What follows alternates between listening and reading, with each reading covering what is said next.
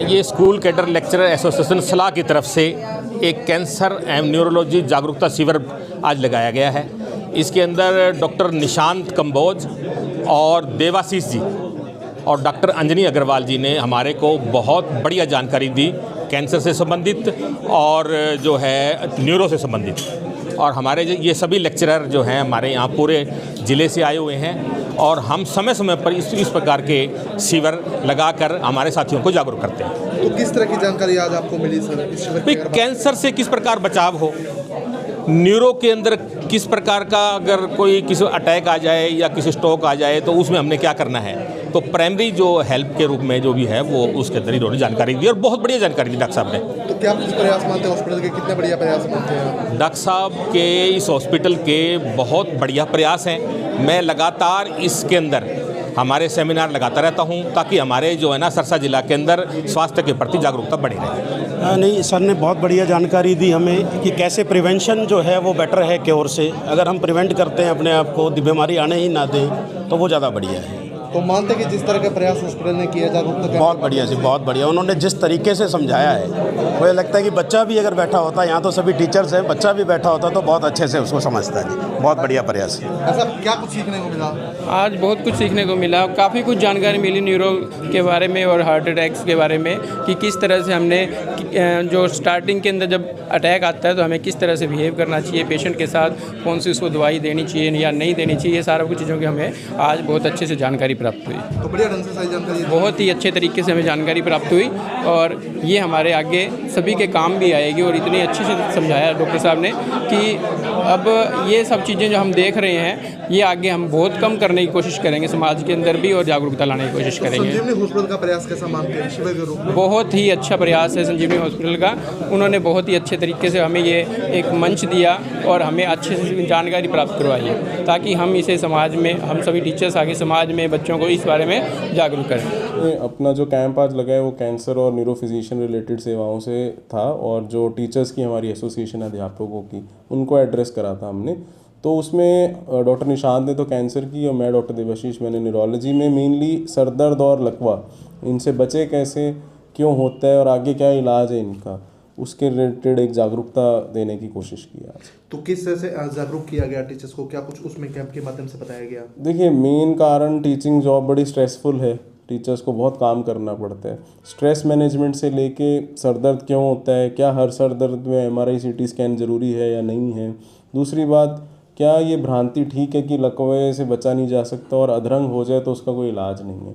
तो बेसिकली हमने ये समझाने की कोशिश की कि लकवे को भी हार्ट अटैक जितनी ही प्राथमिकता देनी चाहिए अथवा पैरालिसिस का ठोस इलाज है। और हमने अब तक कम से कम 200 से 400 पेशेंट्स लकवे के ठीक करे हैं और उसमें से 10 पेशेंट तो ऐसे थे जो शुरू के 4.5 घंटे में ही हमारे पास आ गए और अगले 3 दिन में अपने घर भी ठीक ठाक चले गए। तो डॉक्टर साहब कुछ ऐसी जानकारी ये साझा की गई है ताकि शिक्षक जो है प्राथमिक उपचार के बारे में जान पाए कि अगर ऐसी कोई स्थिति हो तो पहले क्या कुछ हाँ जी, मैंने उनको एक चीज़ ये समझाने की कोशिश की है कि ये लक्षण होते हैं लकवे के। जिस तरह की मान लो किसी को चेहरा टेढ़ा हो या हाथ में सुन्न हो या कमज़ोरी आ जाए तो तुरंत नज़दीकी फिजिशियन या न्यूरोलॉजिस्ट से संपर्क करें। तो उसमें जो बचाव करने की प्राथमिकता या प्रक्रिया होती है जो फर्स्ट एड बोलते हैं, उसके रिलेटेड भी उनको समझाया है कि ये चीज़ आपको करनी चाहिए और ये चीज़ करने के क्या परिणाम होंगे। सर, आज हमने टीचर्स के लिए स्पेशल कैंप ऑर्गेनाइज़ किया था। तो उसमें हमने सर सामान्य जो जानकारी होती है कैंसर से रिलेटेड, कैंसर किस वजह से होता है, क्या इसके मुख्य लक्षण होते हैं, किस तरीके से आप इसका बचाव कर सकते हैं, इन सब चीज़ों के बारे में, और कुछ अपनी वैक्सीन्स भी हैं जो बचाव के काम आती हैं। तो उस तरह की जानकारियाँ हमने साझा करी हैं टीचर परिवार से। क्योंकि सर जो टीचर्स होते हैं वो बच्चों के एक तरह गुरु होते हैं। तो अगर वो अवेयर होंगे इस चीज़ के लिए तो वो बच्चों को अवेयर कर पाएंगे, जिससे सर हमें अवेयरनेस फैलाने में आसानी मिलती है। तो किस तरह से गाइड किया गया सर टीचर्स को, क्या कुछ खास जानकारी दी गई है इस कैंप की अगर बात करें? सर मेनली हम देखेंगे कि आजकल जो लेडीज़ में सर्वाइकल कैंसर पाया जाता है, जो बच्चे की मुंह मतलब बच्चेदानी का मुंह जो होता है उसका कैंसर होता है। तो हमने उसके लिए उनको अवेयर किया है कि एक HPV वैक्सीन होता है जो ऑलमोस्ट 90% तक कारगर है, जो अपना जो सर्वाइकल कैंसर है उसको बचाने के लिए। तो वो सर अपने पास अवेलेबल है। अगर हम 9 से 26 साल की उम्र में वो इंजेक्शन लेते हैं तो आपका जो रिस्क होता है सर्वाइकल कैंसर के लिए ऑलमोस्ट 90% से वो कम हो जाता है नॉर्मल से। तो कोई फर्स्ट उपचार के तौर पे भी जानकारी दी गई कि अगर कोई ऐसा लक्षण आ जाए तो पहले क्या कुछ करना चाहिए? बिल्कुल सर, आप एक कैंसर को आप देख सकते हैं कि आप जितना जल्दी उसको पकड़ पाएंगे कैंसर को, तो उतना ही आपके पास बहुत ज़्यादा चांसेस होते हैं कि आप 100% उसका क्योर रेट ले जा सकें। तो इसमें सर जैसे कुछ लक्षण होते हैं कि अगर बच्चेदानी के मुंह के कैंसर का ही बात करें तो जैसे गंदा पानी पड़ना या खून पड़ना, ये कुछ मुख्य लक्षण होते हैं अपने सर्वाइकल कैंसर के लिए। तो अगर औरतें इसके लिए अवेयर होंगी तो जितना जल्दी वो हमारे पास आएंगी, उनका उतना जल्दी स्क्रीनिंग डायग्नोसिस हो सकेगा, तो उतना ही उनको मोर्टेलिटी के चांसेस कम होंगे सर। देखो, वैसे तो संजीवनी हॉस्पिटल की साइड से समय समय पर प्रोग्राम किए जाते हैं, लेकिन ये जो प्रोग्राम था ये क्या है कि टीचर लोगों के लिए था, अध्यापकों के लिए, और अध्यापक देश की नींव रखते हैं, बच्चों को तैयार करते हैं। हमारा प्रयास है कि वो कैंसर के लिए जागरूक करें लोगों को कि कैंसर से बचा कैसे जा सकता है, क्या ऐसे काम करें जो कैंसर ना हो।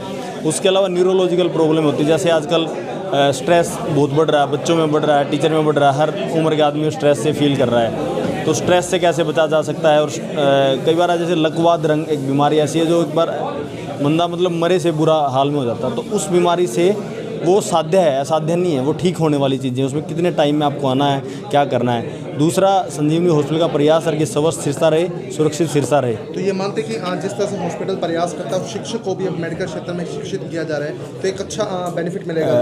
एक्चुअली में हर किसी को अवेयर होना चाहिए बीमारी के लिए। हमें पता होना चाहिए कि किस बीमारी में किस डॉक्टर पे मेरे को जाना है, और जब आप अच्छे डॉक्टर पे, स्पेशलिस्ट डॉक्टर पे जाते हो तो आपको रिजल्ट अच्छे मिलते हैं और आपका जीवन बचता है। और आप समाज को भी जागरूक कर सकते हो कि भी ये अगर दिक्कत है तो आपको कहाँ दिखाना है, कौन से डॉक्टर को जाना है। तो सबसे ज़रूरी है कि हमें ज्ञान होना चाहिए कि किस बीमारी में कौन डॉक्टर ट्रीट करता है और किसका काम है वो, और तभी रिजल्ट आते हैं।